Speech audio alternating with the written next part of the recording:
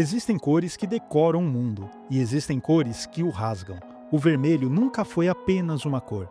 Ele é sangue, é desejo, é violência, é paixão, é culpa e também é carne. É aquilo que não conseguimos ignorar. Na literatura, o vermelho não é contemplativo, ele é experiência. Ele atravessa, ele expõe. Hoje, eu recebo uma autora que faz da escrita não apenas um ornamento, mas também uma incisão. Uma autora que transforma a linguagem em matéria viva, em matéria pulsante. Vamos falar sobre corpo, violência, desejo, o feminino e sobre o que acontece quando a literatura decide não suavizar o mundo. Neste vídeo, eu converso com Paula Feby, autora de Vermelho.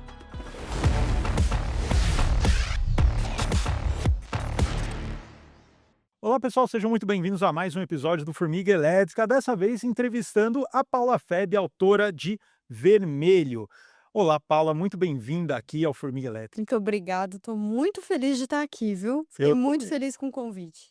Eu que fiquei feliz. E Paula, você já tem uma trajetória aí na literatura com várias obras. A primeira que eu tive o prazer de ler foi Relatos Inspirados por Orelha, seu primeiro livro. Pois é. Eu percebi, antes da gente entrar no Vermelho, eu gostaria que Uhum. você falasse um pouquinho do seu estilo de escrita. Tá. Que uma coisa que eu acho muito legal, isso desde o seu primeiro livro, é que você é aquela escritora que você é muito observadora. Dá para perceber no seu livro que tem muito mais observação do que ação. Você fala muito mais dos personagens, os personagens eles gritam muito mais na personalidade do que na ação. A ação acontece em momentos muito específicos, mas a trama se desenvolve na própria psique dos personagens. Eu Hum. sei que você tem uma formação psicanalítica, mas da onde que vem isso? Você sempre gostou desse tipo de literatura? É algo já seu? É algo que veio da psicanálise? Conta um pouco pra gente. Eu acho que, como boa psicanalista, eu posso dizer que isso veio de maneira inconsciente, né. Eu acho que eu precisei começar a escrever por causa do jeito que eu via o mundo.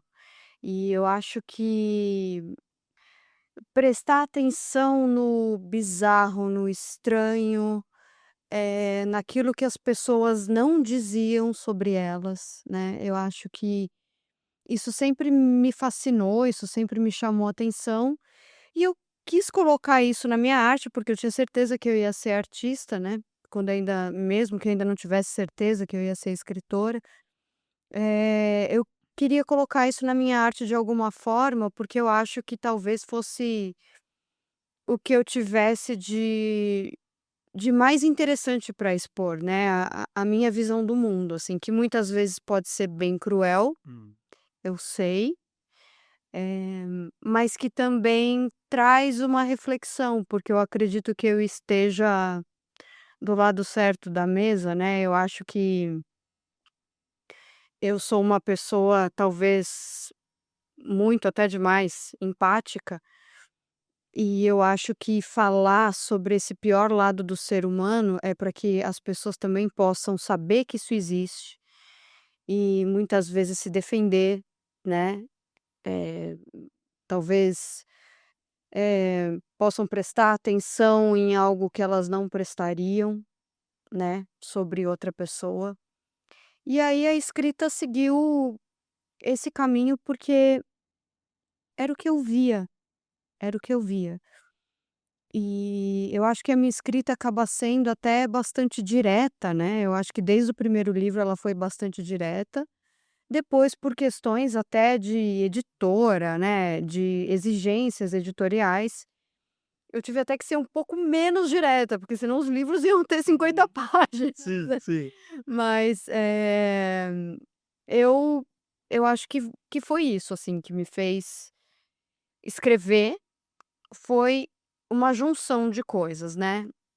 Essa visão do mundo com também a escrita, a necessidade de escrever, porque minha mãe foi minha professora de redação no colégio.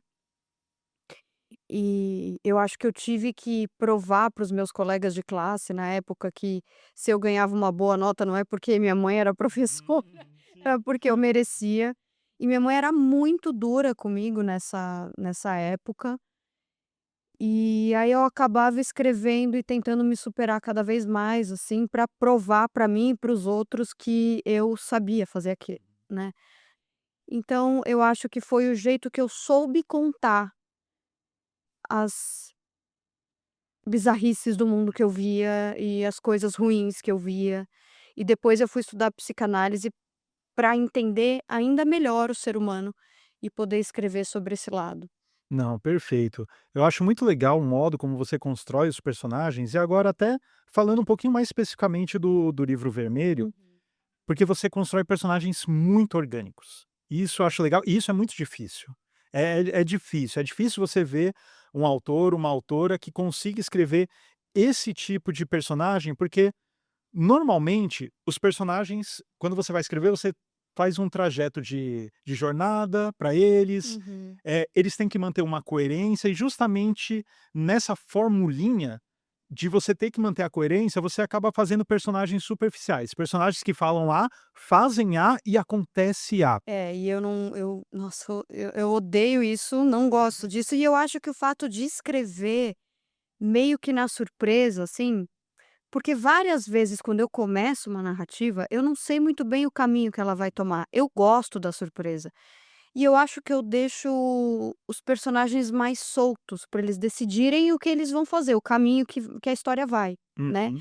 Então eu parto de uma primeira ideia, e aí eu vou escrevendo de maneira inconsciente, e eu vejo para onde a história me leva. Uhum. E aí eu acho que por isso talvez seja mais orgânico, porque eu não sei o que vai acontecer, do mesmo jeito que o leitor também não sabe, né, e eu espero contar aquilo que é interessante para o recorte. Uhum. Você não precisa saber tudo sobre o meu personagem, você precisa saber de um recorte, o que é interessante para aquela história, Sim. entende? Não, e é legal que, assim, você até falou da questão de você ter uma escrita muito direta, e Uhum. dá pra gente perceber, porém, ela é direta, só que ela não é rasa, ela é densa, então em uma frase, você consegue aprofundar. E quando eu digo a questão, né, do personagem A que fala A e acontece a gente fala muito de histórias, né, story driven, né, que a Uhum. jornada, da história, o primeiro ato, segundo ato, terceiro ato, tem Uhum. que acontecer dessa forma, tem que ter um clímax, um anticlímax, alguma coisa assim. E você não, você tá muito mais naquelas histórias guiadas por personagens. Então, assim, às vezes o final mesmo, a última linha da sua história, não necessariamente é um ponto climático. Às vezes é só uma conclusão, porque a Uhum. história em si, o conceito da história é o que fica com a gente. Eu até separei um trecho nossa, foi o trecho favorito do livro até agora, onde eu acho que descreve muito bem como você constrói seus personagens, que Tá. seus personagens, eles têm uma contrariedade dentro deles, mas não é a contrariedade que é o erro literário, não, é a contrariedade do ser humano. A Ah. contradição deles faz sentido pelos personagens que eles são. Então olha só, eu vou ler aqui um trecho que tá aqui. Talvez só conseguissem viver como se buscassem um suicídio, aquela espécie de suicídio que só comete quem não tem coragem de se matar. Isso é sensacional, Paulinha, sensacional, porque você está pegando justamente o extremo de uma atitude humana que vai contra o instinto, tudo mais, que é o suicídio. Você fala da pessoa que tem esse caráter suicida, mas ao mesmo tempo é um covarde em potência. Isso é É, sensacional, porque porque nós somos contraditórios. exatamente, o ser humano é essa contradição, e essa contradição é o que existe de mais legal na literatura e na psicanálise também, eu acredito, né. Porque a gente não faz só aquilo que a gente quer, e quando a gente fala de desejo, às vezes a gente se atrai por gente que a gente não gosta. Hum. Então, como é que você explica isso, né, assim? Então, eu acho que isso precisa ser olhado e dito e colocado em livros, em filmes, em séries. E quando eu penso em série, por exemplo, eu penso em Breaking Bad, porque o Walter White está durante muito tempo falando que não, é pela família, é por causa do dinheiro, é para sustentar minha família. E aí precisa de uma trajetória gigante para ele entender que não, é porque ele precisava daquilo, é ego, Sim. né. Então, assim, às vezes a gente é guiado por coisas que a gente nem sabe, e aí a gente precisa dessa trajetória, talvez, para entender o que de fato nos motiva, né. Uhum. Não, com certeza. E uma coisa legal, já já eu quero entrar na sua ideia de concepção do livro, mas só Tá. para a gente não fugir do tema de personagem, uma coisa que é muito legal também é que você constrói uma história, o seu modo de escrita é um modo de escrita muito difícil de adaptar para audiovisual, por exemplo. Eu sei. E isso não, mas isso eu acho incrível. Eu odeio livro que parece que é o O roteiro roteiro. pronto, né. É. Porque, assim, a literatura tem N possibilidades, o cinema tem N possibilidades, e quando você vê uma obra de literatura que pode ser passada facilmente para o cinema, é porque não atingiu todo o potencial que a literatura tem. Entendi. É. E quando você pega os seus personagens, você vê que a história acontece muito no íntimo dos personagens. Às vezes eu Uhum. passo, sei lá, passei 3 páginas, 4 páginas, em termos de ação, não mudou a ação. Ainda tá lá na cabeça aquele personagem que ele É. estava falando apenas pensando só na questão de um cheiro, É, e né. e assim, eu sou roteirista também, Uhum. né, e eu já escrevi o Cinco Estrelas com Fê Sanches, que foi um filme que inclusive foi muito bem nos festivais, ganhou vários prêmios, foi muito legal, assim, a gente tá tentando arrecadar, o financiamento para fazer o longa, né, que a gente fez.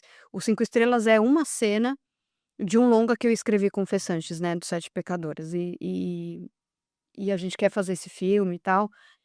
E foi muito legal, mas eu tenho essa questão, assim, que é inegável, de adorar escrever sobre o que tá dentro da cabeça das pessoas, sabe. E muitas vezes sobre aquilo que elas não dividem, né. Então eu vejo essa questão, é um desafio para mim, porque já me falaram: "Bom, então escreve roteiro e tal", e eu escrevo. Uhum.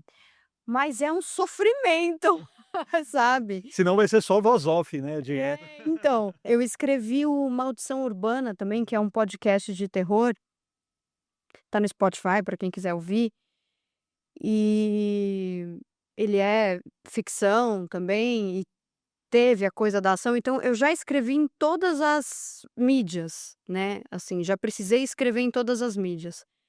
Mas o que eu mais gosto é aquilo que você eu acho que é uma coisa meio Edward Hopper, assim, sabe. Existe a imagem, você olha para aquele quadro, é uma pessoa com nada acontecendo em volta, mas tem um mundo dentro da cabeça dela. Tem um mundo acontecendo ali.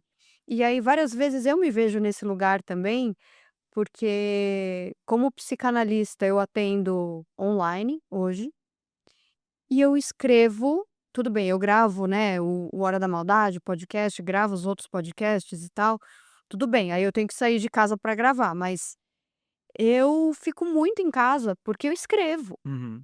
e eu escrevo em casa. Então tem um mundo acontecendo na minha cabeça, mas se você for ver o meu dia, a minha ação, Sim. cara, eu fiquei em casa, Aham, sim, sim. Eu entendo perfeitamente como é que é, entendo perfeitamente. É. E Paula, me fala, como é que foi a ideia do livro? Da onde que veio, assim, você falou: "Nossa, eu preciso contar esse tipo de história", como é que foi?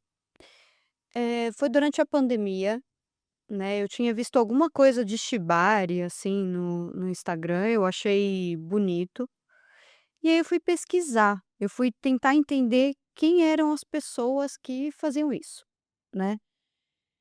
E aí eu fiquei sabendo do BDSM. Uhum.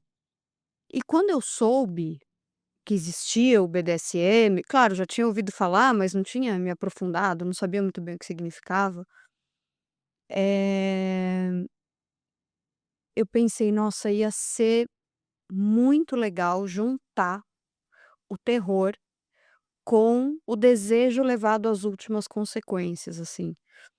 E e eu acho que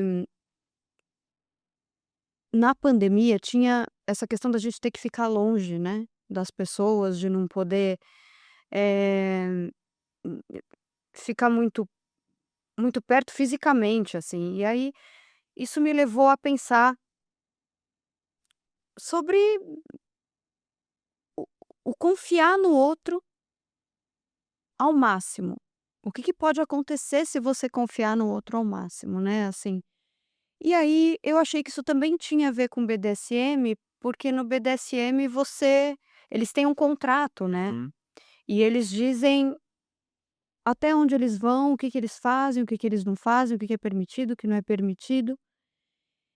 e eles confiam um no outro. E eu achei aquilo muito louco, assim, é uma profundidade muito grande que às vezes a gente não tem nas nossas relações, né, de chegar nesse nível de confiança. Ao mesmo tempo, quando eu fui pesquisar, eu descobri que existe o que eles chamam de "são seguro e consensual", que as relações só podem acontecer se as pessoas estiverem sãs, se for num ambiente seguro e se for consensual. Só que eu, como psicanalista, também fiquei pensando: "Tá, espera aí, como é que você pode ter a certeza que você tá são, Uhum. para participar de uma prática violenta que pode ser prejudicial de fato? Eh, Como é que a gente pode ter certeza que é um ambiente seguro, que ninguém bebeu, que ninguém usou droga? O que leva à consensualidade? O que levou tal pessoa a ser a ter uma relação consensual nesse espaço? Tá tudo bem ou foi um trauma?"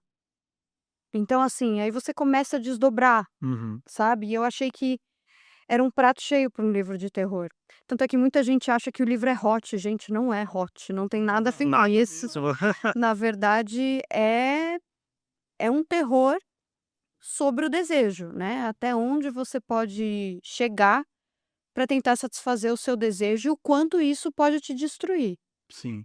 Não, e é muito bacana que essa relação do erótico com o terror é é muito simbiótica. Às vezes Uhum, não é claro isso, não é óbvio, se uhum. você chegar para alguém e falar: "Ah, terror e erotismo, eles são quase, quase a mesma coisa". E a pessoa não vai entender, porque quando a gente fala de terror, a gente está falando de dor, de medo, de sofrimento. Quando a gente fala do erotismo, a gente está falando de paixão, de libido, de desejo, tal. Né, Porém exato, tá tudo tá junto, né. tudo junto. E é muito bacana que isso daí que você me falou, entra muito no que o filósofo Jorge Bataille falava da questão do interdito, Hum, né. Então, nós temos como sociedade uma espécie de contrato social que nos obriga a esconder algumas coisas, não falar algumas coisas, para não ter uma fadiga social. Então, uhum. eu não posso chegar para qualquer um e falar dos meus desejos mais íntimos, tal, porque isso vai gerar um constrangimento e isso afeta a sociedade. Então a sociedade fala: "Não, espera aí, agora não é hora disso, agora você vai se comportar de tal maneira, isso você vai falar com alguém específico ou vai em um ambiente específico, alguma coisa". E a gente sabe que a religião é exatamente a mesma coisa. Então, terror, religião e erotismo, eles são a mesma coisa. Você tem um interdito e você tem aqueles momentos muito específicos para você espiar esses desejos. E aqui é muito bacana, porque você falou desse contrato social que tem dentro do BDSM. Uhum, E aqui no seu livro a gente vê justamente o que você acabou de falar. O que acontece quando esse contrato ele é rompido? E uhum. de uma forma meio que natural. A pessoa nem percebe que está rompendo o contrato. É, e tem uma questão também que é o que é permitido, o que não é permitido na sociedade, que de repente é permitido em uma certa, em um certo contexto, Uhum. né. Então assim, eh, eu lembro também da Garota da Casa ao Lado, que é um livro que fala bastante disso, né, assim, então, dentro de uma realidade, algo mais profundo, mais violento pode ser permitido, mas você sai de lá, todo mundo acharia aquilo absurdo. Uhum. Não é diferente do Epstein, né, Uhum. Exato. porque dentro daquela realidade, acho que começou aos poucos, cada vez mais permitido, até chegar no ponto de ser algo, assim, absurdo, que a sociedade descobre e fala: "Como isso é possível?". E nesse livro tem o conto Plug, que fala sobre um clube de milionários, né, que milionários, bilionários, enfim, que pagariam as pessoas para fazerem as coisas mais absurdas e esdrúxulas com eles, né. Então, isso foi muito antes de eu, pelo menos, saber que o Epstein existia, mas que conversa com isso, porque já existia e aí isso na sociedade há muito tempo, Exato. né. E aí você falou do Bataille, mas eu penso na Elisabeth Roudinesco, que é uma psicanalista francesa que ela fala sobre a perversidade perversão, na verdade, ela fala da perversão comum a todos, não como estrutura psicanalítica, mas todo como aquilo que todo mundo tem um pouco, todo mundo carrega um pouco. E que isso precisa ser, eh, escondido de alguma maneira para que as pessoas possam viver em sociedade, só que isso acaba saindo quando você consome, eh, terror, quando você consome true crime, tudo isso, e é bom Uhum. que saia dessa forma, porque você acaba colocando a sua perversão para fora em um lugar, em um ambiente seguro, de fato, né, sem, enfim, fazer nada contra ninguém, Sim, né. sim, exatamente. E agora eu quero falar de uma coisa um pouco mais etérea, Uhum.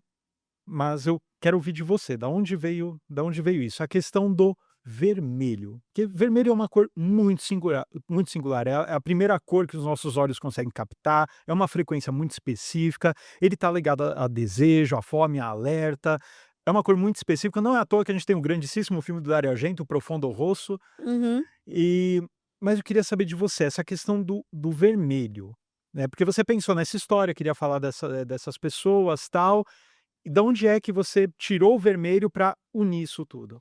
De várias questões. Primeiro que é uma palavra de segurança realmente usada no BDSM, né, muita gente usa o vermelho, que é Ah, uma quando você tá código na geral, assim. é, no meio da prática as pessoas pedem para parar usando a palavra vermelho.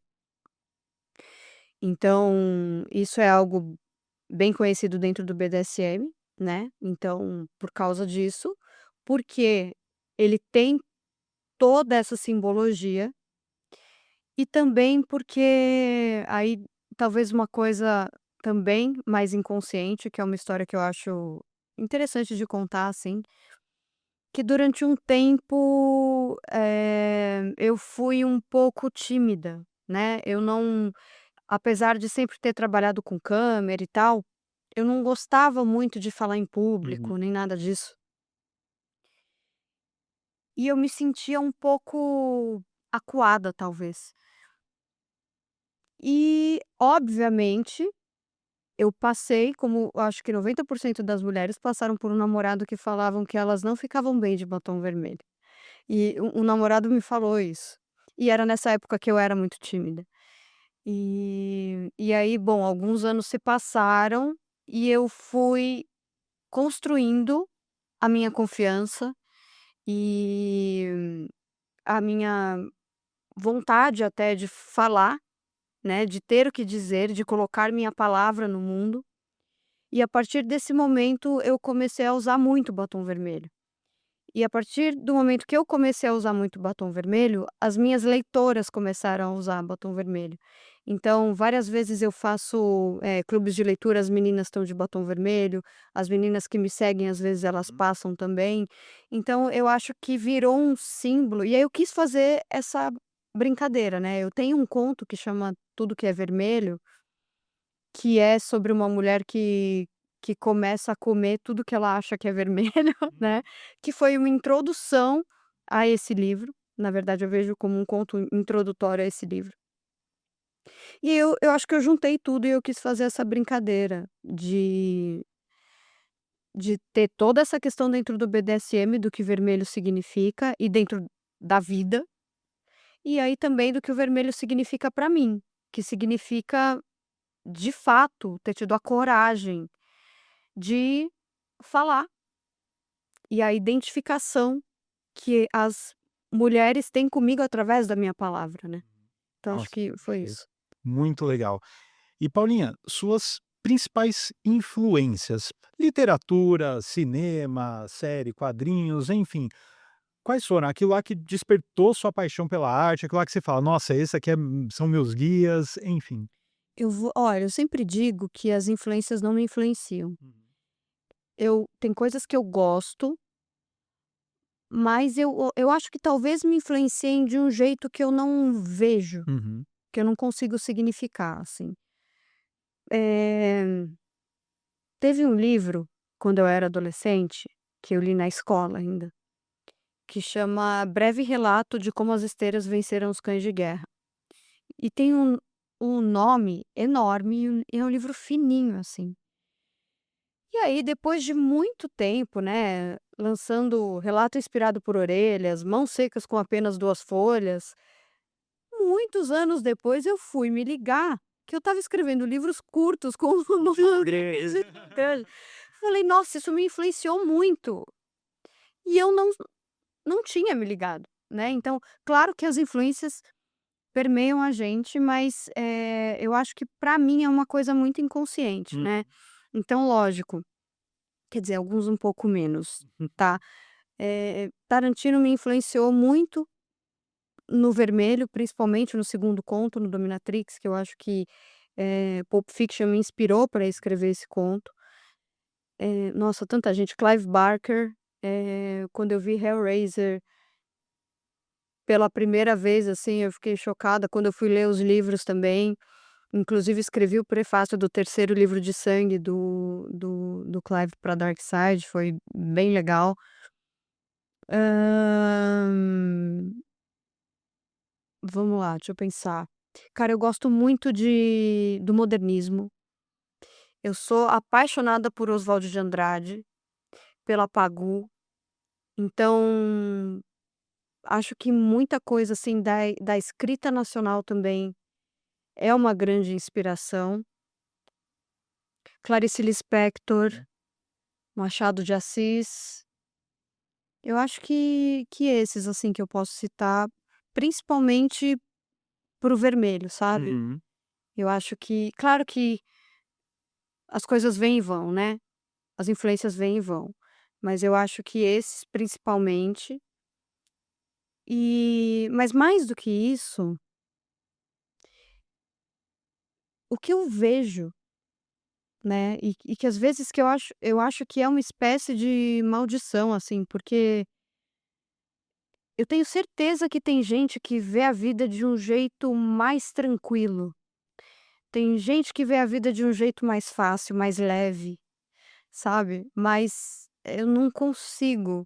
E aí eu acho que a minha maior maldição é a melhor coisa que eu tenho também, porque às vezes eu queria não ver o pior lado das pessoas. Às vezes eu queria enxergar essas coisas mais bonitas, mas ao mesmo tempo, bom, existe beleza na tragédia, na desgraça. Sim, sim, sim. De certa forma, sim, claro. Senão não estaríamos aqui conversando sobre esse tipo de Exato, assunto. é.